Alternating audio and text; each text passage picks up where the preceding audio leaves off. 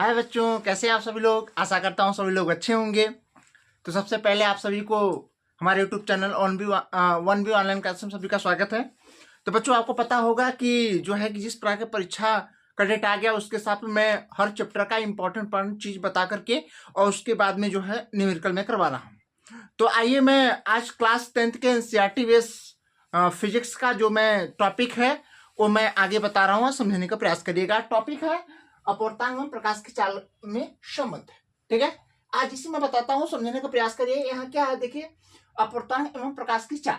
अब इसमें क्या है, एक माध्यम के सापेक्ष दूसरे माध्यम का अपवर्तनांक उन माध्यमों में प्रकाश की चालों का अनुपात की क्या होता है, बराबर होता है। अर्थात देखा जाए तो इसके कहने का मतलब जो है आपको मैं समझाता हूं।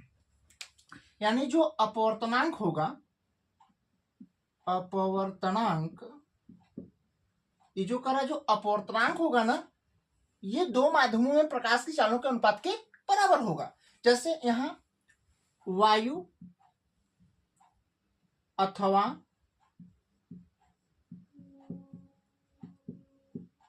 निर्वात में प्रकाश की चाल,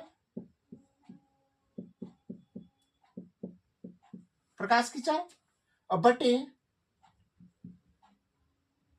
माध्यम में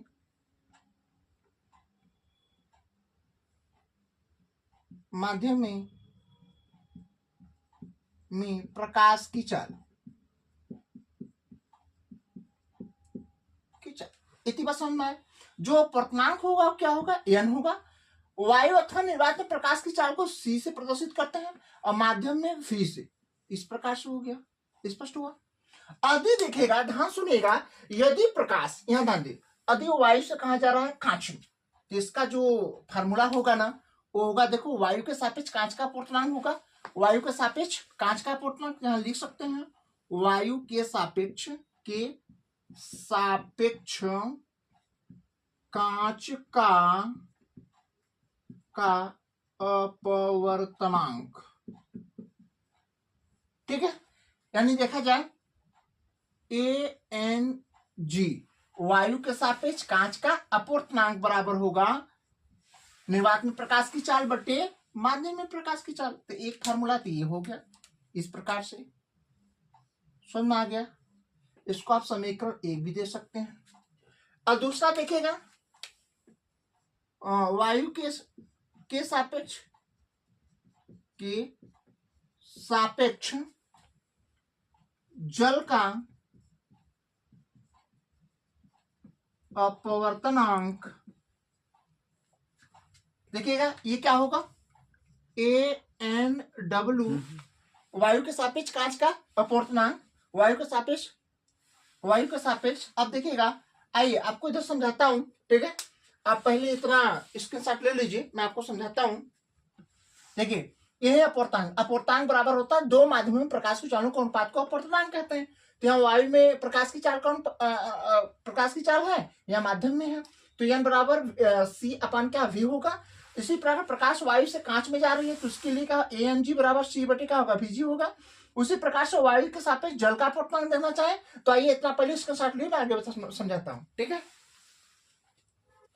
देखिए, वायु के सापेक्ष कांच का जो अपवर्तनांक होगा वो क्या होगा, AnW बराबर वायु के सापेक्ष जल का अपवर्तनांक, तो यहाँ होगा C अपान VW।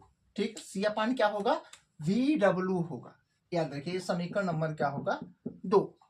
अब देखिएगा, समीकरण दो में 1 से भाग देने पर, तो देखिए, जब भाग देंगे तो ध्यान दीजिएगा, जब भाग देंगे तो क्या प्राप्त होगा। अब देखिए, यही है समीकरण, देखिए 2 में, तो AnW बटे आ जाएगा AnG बराबर, वहां क्या होगा, ये ऊपर है C अपान VW और नीचे होगा C अपान VG। अब देखिए, C से C कट जाएगा, तब यहाँ जो बचेगा वो बचेगा क्या, यहाँ क्या बचेगा मैं आपको समझाता हूं। देखिए, कटने के बाद बचेगा क्या, यहाँ बचेगा AnW बटे AnG बराबर हो जाएगा वी जी ऊपर चला जाएगा और नीचे आ जाएगा वी डब्ल्यू। ये यहाँ इस प्रकार से एक जो है फार्मूला मिलेगा। ये समीकरण नंबर कौन सा होगा? 3 होगा। इतनी बात समझ में आ गई? इतनी बात स्पष्ट हुई? तब इतना आप नोट कर सकते हैं। आपको हमें आशा करता हूँ इतनी बात आपको स्पष्ट हो गई होगी, तो नोट करिए आगे। आइए समझ में आ गया? तो एक चीज याद रखिएगा, वायु अथवा निर्वात में जो प्रकाश की चाल होती है, वायु अथवा निर्वात में जो प्रकाश की चाल होगी, निर्वात में प्रकाश की चाल जो होगी, एक चीज का याद रखें कितना होता है, c बराबर 3 × 10⁸ मीटर पर सेकेंड होता है। इसी प्रकार से जल का जो वाटर में होता है तो वाटर में अलग होता है। तो ये चीज एक कॉमन है, चीज याद रखिएगा, ठीक है। आइए आपको एक चीज मैं समझाता हूं, प्रकाश की उत्क्रमणीयता, ठीक है।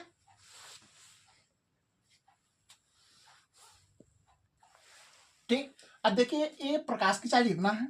यदि मैं कह दूं कि इसी प्रकार से मैं कहूं कि यदि कांच में प्रकाश की चाल 2 × 10⁸ मीटर पर सेकेंड हो जाए, मान लो इतना दिया है, तब इसको कैसे हल करेंगे? इसका हमें अपवर्तनांक ज्ञात करना है। क्या कहते हैं? अपवर्तनांक। तो हमें पता है किसके सापेक्ष? वायु के सापेक्ष कांच का होगा। तो वायु के सापेक्ष कांच का अपवर्तनांक बराबर होगा निर्वात में प्रकाश की चाल बटे माध्यम में कौन सा है? कांच में जा रहा है, तो यहाँ हो जाएगा। अब देखिए निर्वात में जो प्रकाश की चाल है कितना है? 3 × 10⁸ मीटर पर कितना होगा? सेकेंड। और उसके बाद इसका कांच का दिया कितना? 2 × 10⁸ मीटर पर सेकेंड। मीटर पर सेकेंड से मीटर पर सेकेंड 10⁸ से 10⁸ कट गया, तो यहाँ जो ANG बराबर हो जाएगा वो हो जाएगा 3/2। यहाँ जब भाग देंगे तो ANG बराबर होगा 1.5। समझ में आ गया? यही क्या है? अपवर्तनांक। स्पष्ट हुआ? तो ऐसे ही सवाल आते हैं, मैं उसको अच्छा सवाल आपको बताऊंगा। तो इतना देखिए, यदि मेरी वीडियो आपको अच्छा लगा हो तो आप वीडियो का लाइक कर सकते हैं, सब्सक्राइब कर सकते हैं और लोगों के पास शेयर कर सकते हैं। तो आपको पता है कि मैं आपको बोर्ड परीक्षा के अकॉर्डिंग अच्छे सवाल, अच्छे आने वाले क्वेश्चन मैं आपको कराऊंगा। तो हमारे इसी चैनल पे बने रहिए। Thank you so much.